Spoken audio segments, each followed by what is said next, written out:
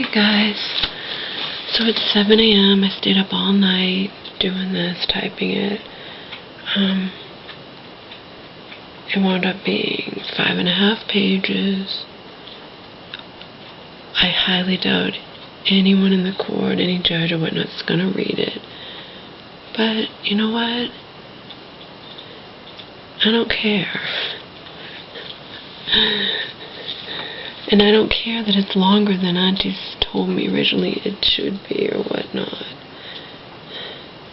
Because she sent in an affidavit at the very beginning of this, like shortly after she and I went to court. She shared that affidavit with me and it was 4 full pages long. Okay? So this is 5.5. I don't care. Again, in the scheme of things, I don't think it's going to matter. I don't even think anyone's going to read it, but it'll be on record. And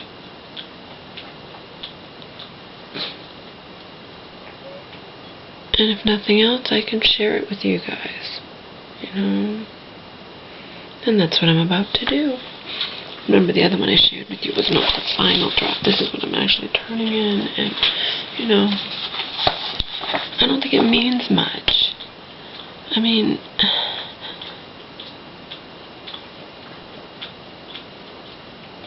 like I said, in the end, it just all went to hell and so confusing, and I don't know.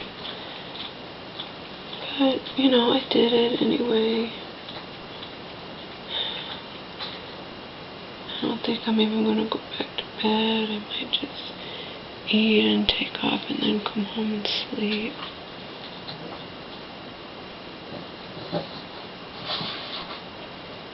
I don't know what I'm going to do.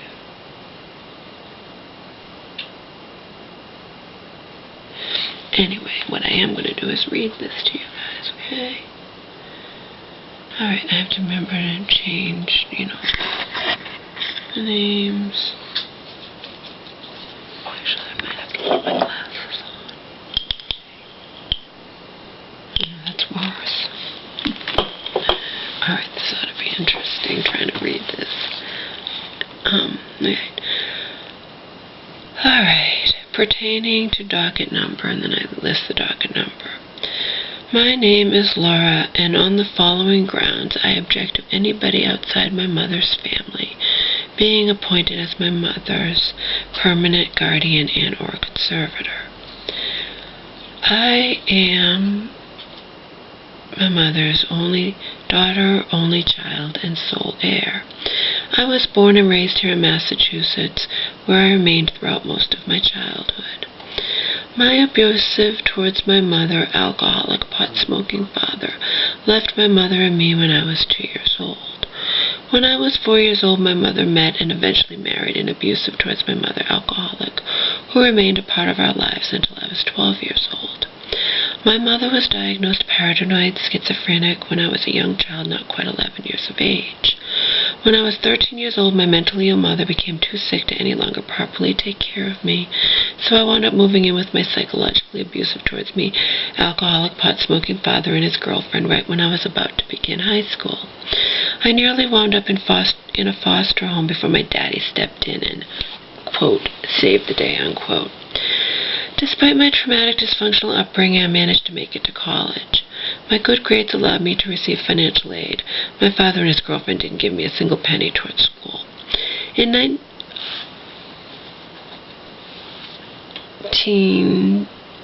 not going to take exactly when I graduated. I graduated cum laude from X University, where I had ultimately attended college because my father and his girlfriend had decided to move to X during the middle of my junior year in high school.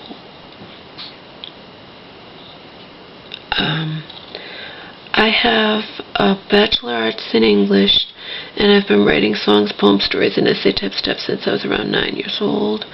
I inherited my lifelong gift of writing solely from my mother, who has also written songs and poems throughout her life. After I graduated from X University with honors, I moved back to Massachusetts and moved in with my mother and her third husband, who, as had been the case with my mother since I was very young, had loads of psychological problems. Despite her periodically debilitating mental illness, my mother managed to work at the same company for an impressive 22 years. My mother loved her job and rarely called in sick. In 2001, I moved to Los Angeles to be with a man I had met online and believed was my long-awaited by me, soulmate. I also had fantasies of becoming a, star. Unfortunately for me, my, quote, soulmate, unquote, turned out to be a psychologically abusive alcoholic who lived with his mother and had been on Social Security disability for psychological problems for the past 10 years of his life. On November 4th, 2008, in a single act of pure rage, this man with whom I had lived for nearly 8 years violently shoved me away from him when he and I were arguing while standing at the top of a steep incline. The end result of my long-time live-in boyfriend's sudden fury towards me was that I went flying backwards down that steep incline, smashed the back of my head on the pavement below, was briefly knocked unconscious, and woke up to find that a huge lump had formed on the back of my head, and two male strangers who had witnessed the entire thing were now practically begging me to allow them to call the police on my so-called boyfriend, who had taken off and left me there helpless and alone at the bottom of that hill, where I could have easily been slowly bleeding to death or even already dead. I neither called the cops on my boyfriend nor went to the hospital that night. For nearly 8 years I had been well trained by this man, so I absolutely and 100% foolishly refused to call the cops on him and, quote, ruin his life, unquote. Instead, via public transportation, I headed back home, bruised up, bleeding, battered, confused, disoriented, scared, and all alone. 4 months later, in March of 2009, my mother had a breakdown for the first time in over 10 years. Prior to my longtime boyfriend doing the unthinkable to me on 11/4/08, I had suffered a severe bulging disc injury that had left me out of commission for 5 agonizing months. Sometime during my 5-month ordeal, my mother flew to LA for 3 weeks to take care of me and pay some of my medical bills. Donald and I had broken up on 11/5/08, but I had remained in the home I had shared with him and his mother since 2001. I had nowhere to go, and I loved my pug dog, Omar. In March of 2012, an enraged with me Donald reached down to where I was sitting on the couch, wrapped both of his hands around my neck, and briefly choked me while his also angry with me mother watched and said nothing. This time I did call the police on Donald, but only in secret after he and his mother had taken off with Omar, and Donald had ordered me to not be there when they all returned home. I absolutely refused to leave that night, in quotation as ordered, with just the clothes on my back. The next day, at the first opportunity I had to do so, I grabbed my dog and ran for my life.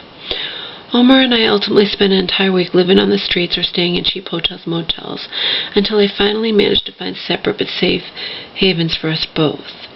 I stayed first in an emergency domestic violence shelter and then in transitional housing that catered to victims of domestic abuse. I highly doubted that I would ever see Omar again. Upon urging by my caseworker in the emergency domestic violence shelter, I sought out and was ultimately granted first a 1-month and a 1-year restraining order against my former longtime abuser, Donald.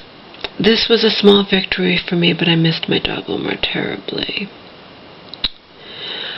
When my mother offered to fly me and Omar to Massachusetts to stay with her and try to heal, I joyfully grabbed at the opportunity to have my dog back. There was nothing left for me in LA anyway. I obviously had absolutely no idea that circumstances would prevent me from being able to stay with my mom. And that I would ultimately wind up spending 6.5 months at ex-homeless shelter. But that's exactly what awaited me when I arrived in Massachusetts with Omar on April 26, 2012. During my long, stressful stay at ex-homeless shelter, I took comfort in the fact that Omar was safe with my mom who loved him, and that I was free of Donald and his mother for good. Shortly after I arrived at X shelter, I applied for and with the help of my shelter caseworker and various therapists, was ultimately approved for Social Security disability to the tune of $1,000 per month plus a substantial amount of retroactive pay because Social Security had determined that I had become disabled all the way back in March of 2009, but by law could only give me retroactive pay from 1 year back from the date I first applied for disability benefits. But by law can only give me retroactive pay. Should be going 1 year back from the date I first applied for disability. At the time I was approved for Social Security disability in November of 2012. I had not worked at all since January of 2008. But prior to that date, I had pretty much worked either full or part-time throughout most of my adult life and part of my teenage life when I wasn't in school. The entire time I've been living in LA with my abusive boyfriend and his mother, my mother's sister had been helping my mother achieve financial independence. I have her first and last name there, of course. My aunt helped my mother fight and win against my mom's husband's corrupt conservator, who refused to acknowledge that my mother was legally married to, insert the name of my mother's husband.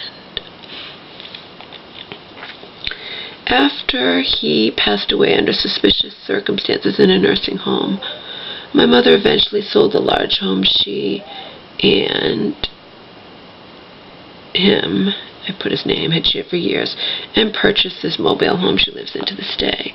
All the way back in 2007 or 2008, maybe even before that, was when my aunt convinced my mom to initiate a wrongful death lawsuit against the nursing home where my mother's husband had died. The lawsuit dragged on year after year with seemingly no end in sight. My aunt and my mother had each put in $1,000 for a lawyer and had agreed to split 50-50 any money that might come about because of the lawsuit. When the case was finally settled out of court around January of 2013, the statute of limitations had nearly run out. My mother and my aunt ultimately wound up splitting X amount in settlement money from a case that had dragged out forever and could have just as easily amounted to absolutely nothing. Towards the end of my stay at X homeless shelter, my 2008 bulging disc injury had suddenly returned with a vengeance, and I had wound up in the emergency room on 2 separate occasions. I was in constant physical pain and tired of living in a homeless shelter. I now had a monthly income as well as a nice sum of money in the bank. In November of 2012, my mother and my aunt together agreed that I could finally leave X shelter and come stay temporarily with my mother, who a few months later convinced her general practitioner to write for my mother a note that would allow me to actually live here with my mother and help her out, despite the fact that I didn't meet the park's age requirements. I cleaned my mother's house. I cooked healthy meals for both my mother and me. I helped my mother drop 30 pounds. I rented good movies for my mother and I to watch. I paid for all the food, dog food, and household necessities. I paid towards the electric bill and paid my monthly internet bill. All in all, I paid my mother the equivalent around $400 rent each month. My mother and I fought sometimes, as children parents often do, but she and I had loads of good times together. And the most important thing I did while living here with my mother was provide my mother with constant comfort and companionship during her time of grief over what was happening to her beloved sister, who was slowly wasting away to nothing as she was sadly nearing the end of her courageous battle against the pancreatic cancer she had been fighting against since December of 2011.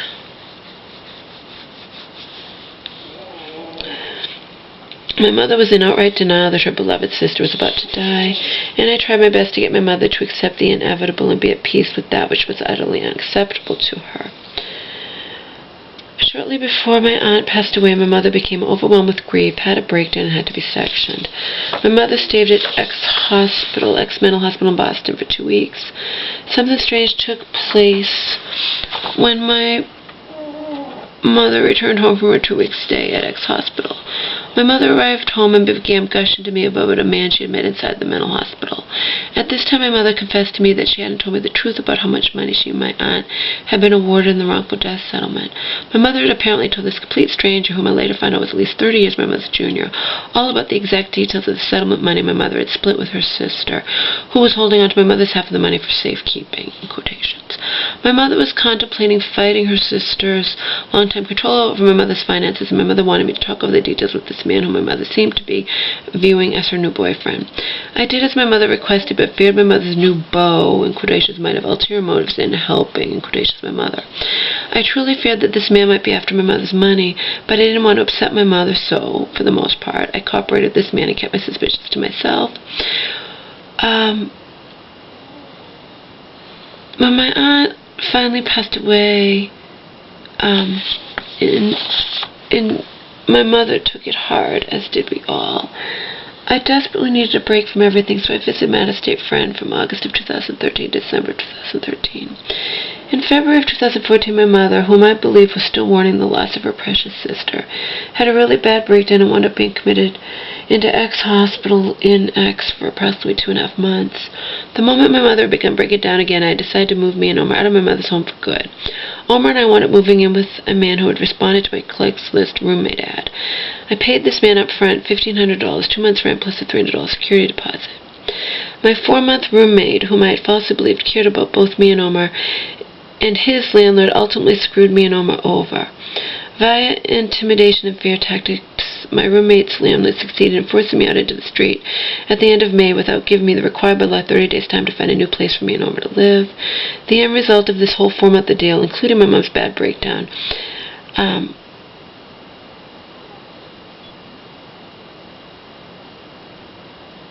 that I had witnessed firsthand just a few months before, and subsequent close to 3-month hospitalization, was me having suffered through yet more emotional trauma that had taken its toll on me. I ultimately wound up back at X shelter, but Omar was able to go back and live with my mother, who had recently been released from the mental hospital and thankfully loved my Omar enough to welcome him back into her home. After this, I'm not sure what happened. It has all left me feeling quite confused and with a bad taste in my mouth.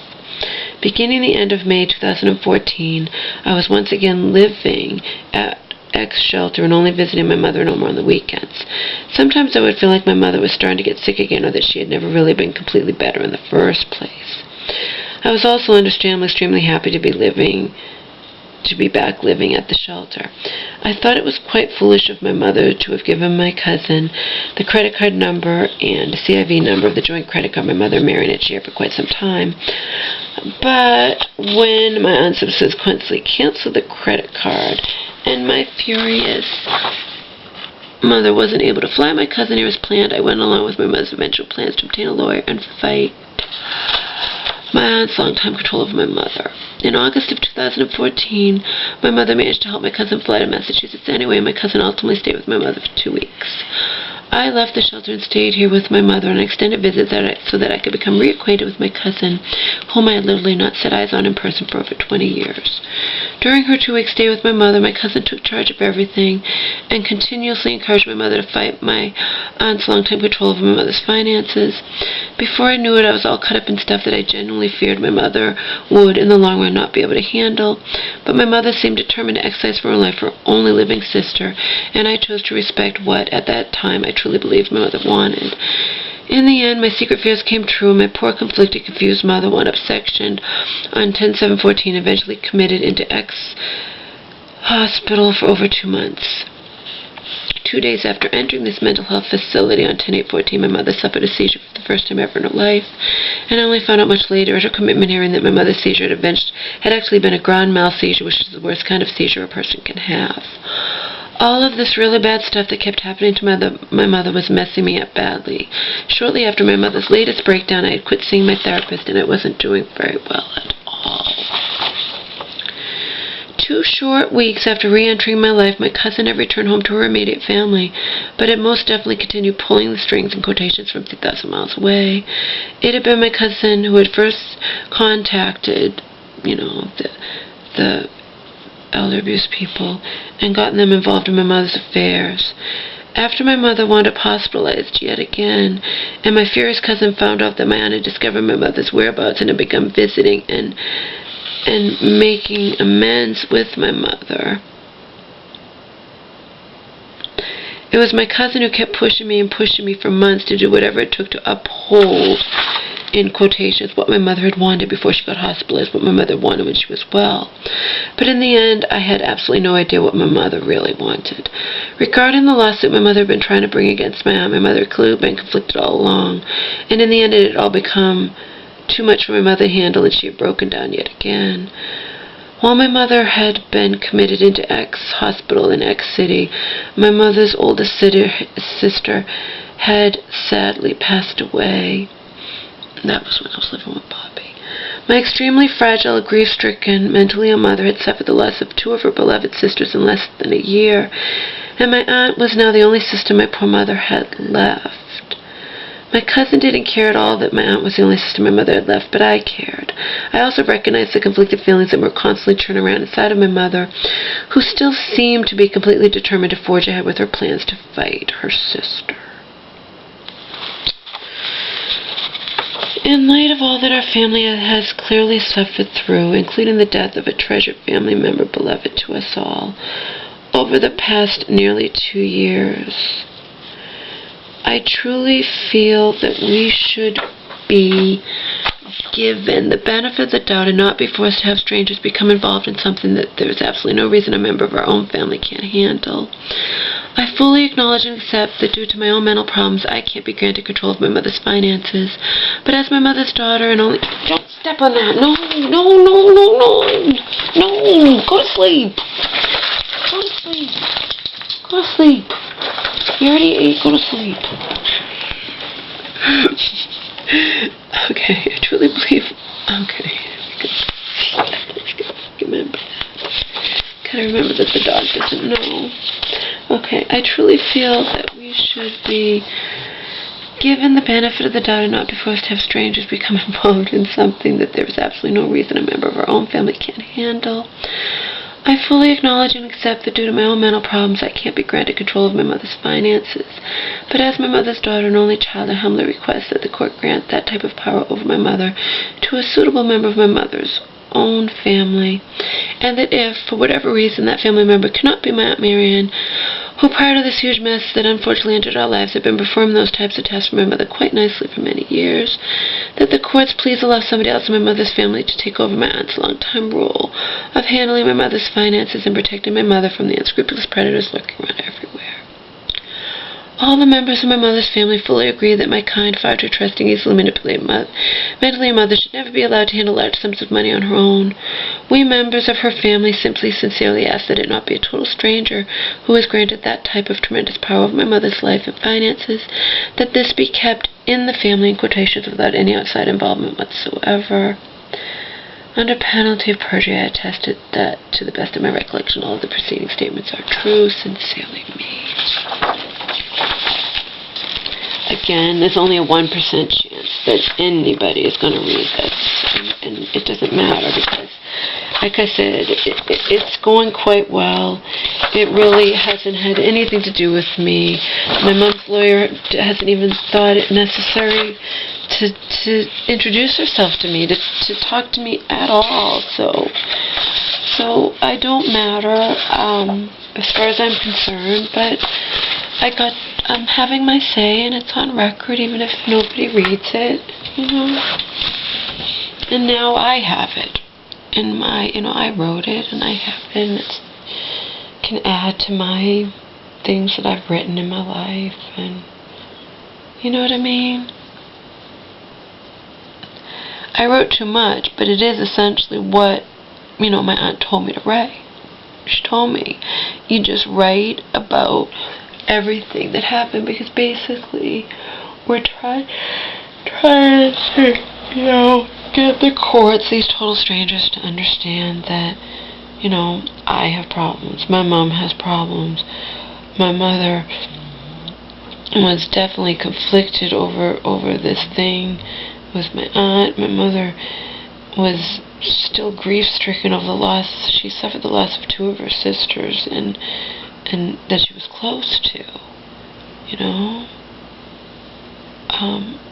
in less than a year's time, and,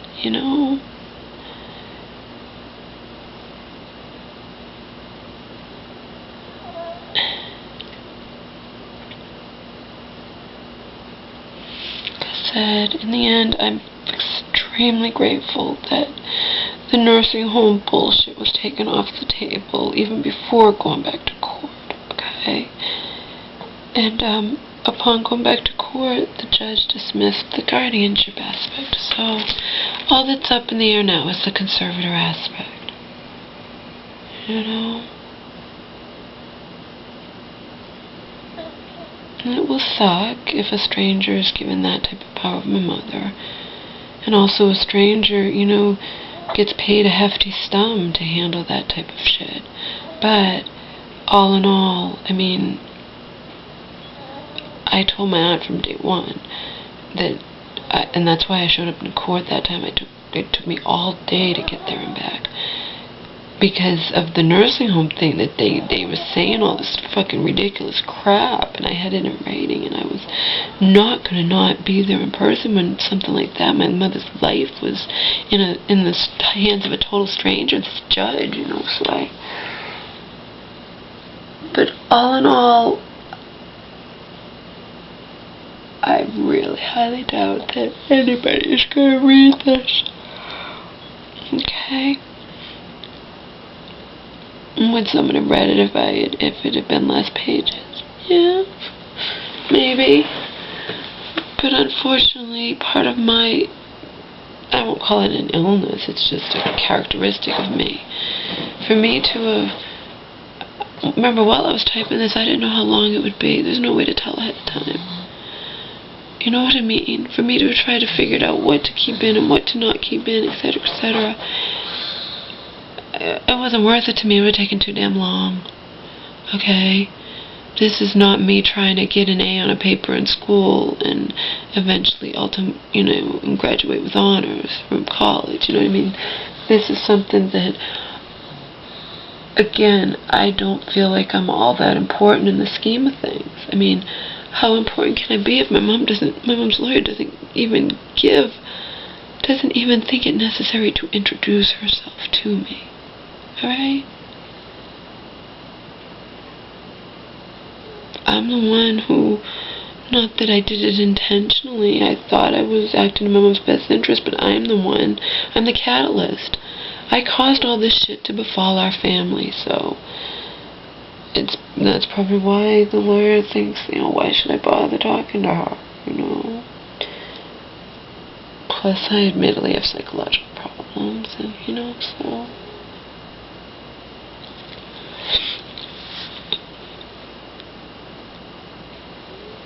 So I didn't keep it 3 pages as ordered by my aunt 30 days ago, or back when we had no idea things would proceed as well as they have.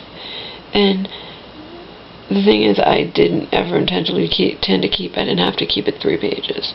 Her original thing she sent to the courts was a full 4 pages long. Okay? So this is a little longer.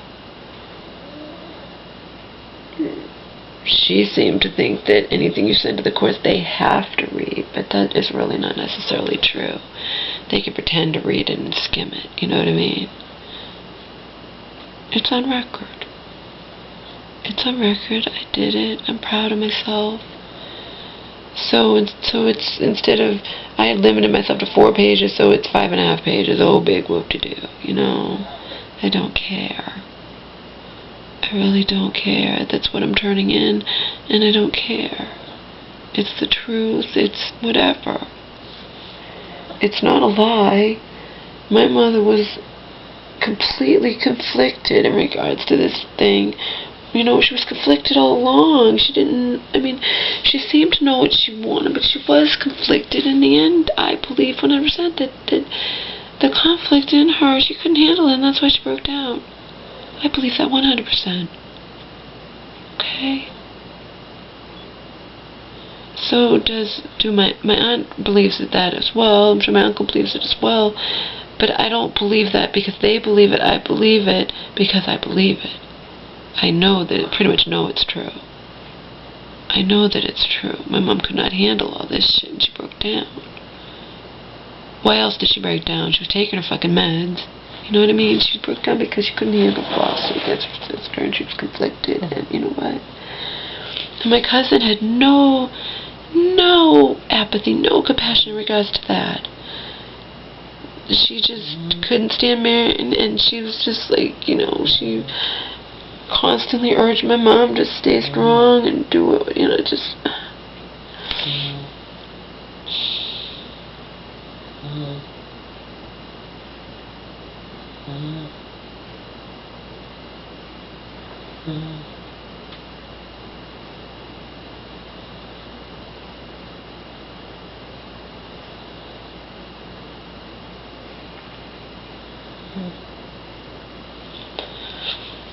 And in the end, my cousin nearly pushed me into a breakdown. Although, as we've established, I simply just don't ever. I can go through trauma after trauma, and I don't ever completely break down, as in I don't ever wind up experiencing what my poor mother has repeatedly experienced. And I think it has a lot to do with my utter fear of having that happen to me, you know. It keeps me from going over the edge. We want to be blunt. It does. My fear of that happening to me, my practically lifelong fear, you know, considering my mother's first breakdown occurred when I was just tender age of 10, you know, has kept me from going over the edge myself, you know. I know damn well I shouldn't have written so much. But I'm not changing it. This is what I am turning in today, and I don't fucking care. I don't care.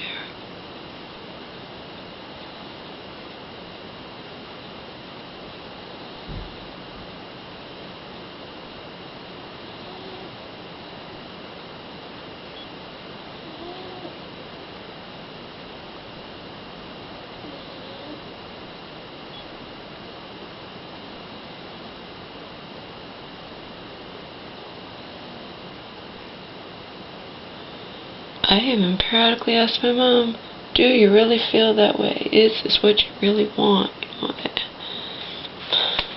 know. In the end, what the fuck was I supposed to do? You know? Really? There were a lot of people involved in this. It's not like I single-handedly got in my car and drove my mother to see a lawyer and whatnot. You know, I don't even drive. I didn't invite my cousin here. I went along with what I believed my mother wanted. That's what I did, people. You know? And I stand by that, and I will tell my future fucking therapist that, because it's the truth.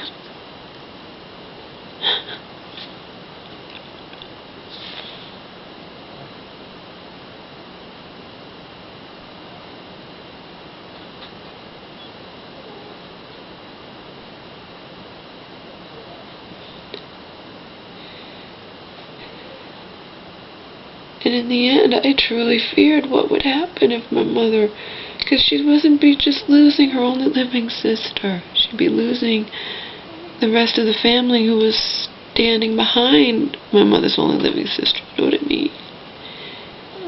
And I simply was not enough, and I recognized that. My cousin didn't give a shit, but my cousin has her own immediate family, and she lives 3,000 miles away. You know what I mean? But I did. I recognized it, but you know, I didn't know what to do. I didn't know. And then you guys know my cousin was belittling me. I have apologies from her. It's like, I'm sorry to be so firm, but time is of the essence, you know.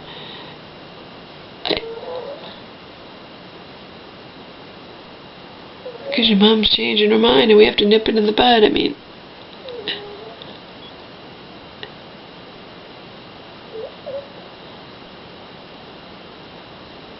I don't know what to say but anything. I really don't. There were times I literally read to people over the phone words my cousin had said. I said, can you tell me what to say? And I wrote it down and I said it. You know,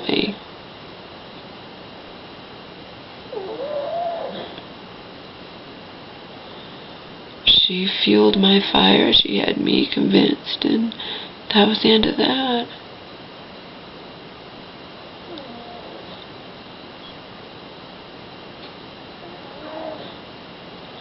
And I'm very sorry it all happened.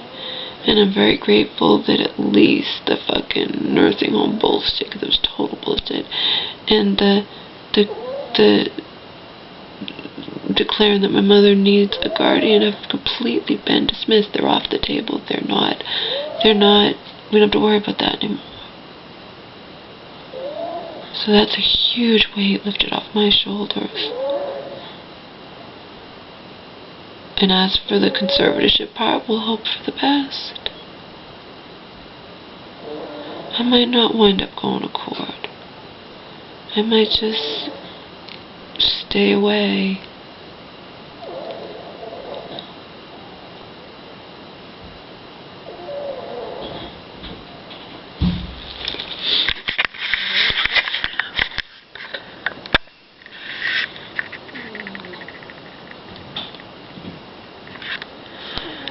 And unfortunately, I left that little thing up. I hate when I do that, but, you know.